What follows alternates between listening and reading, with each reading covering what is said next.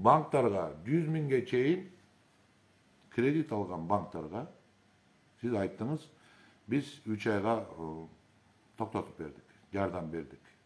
Бізде 1 миллиард 200 мың сом бар екен, анан 100 мың сомға чейин алғандарға біз тоқтатып бердік. Процент.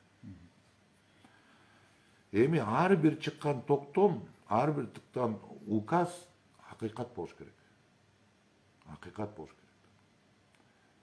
А берки 200 миң алгандын, мисалы, ал акыбалы жакшы деп ойлойсузбу 100 миң алгандан. 500 миң алып күрөөгө коюп, тамын күрөөгө койгондун акыбалы жакшы дейсизби? 100 миң, 20 миң, 50 миң сом алгандан. Жакшы эмес да. Алар ойлоп отурду, эмне болгон акыйкаттык. Баарыбыз тең алганбыз. Ар ким өзүнүн алына жараша алган. Бирөөгө токтойт экен дагы, процент мага токтобой атат. Бул туура эмес да. Акыйкаттык принцип жок да буда. А мен мындай ойлоп атам. 50 миң, 100 миң алгандар көп.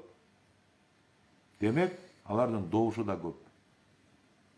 Демек, бул шайлоо алдындагы атайын пиар ход. Ошолор эми кандайдыр бир себеп менен сизге добуш берүүгө умтулушу мүмкүн. Болбосо акыйкат кылыңыздар да бардыгына.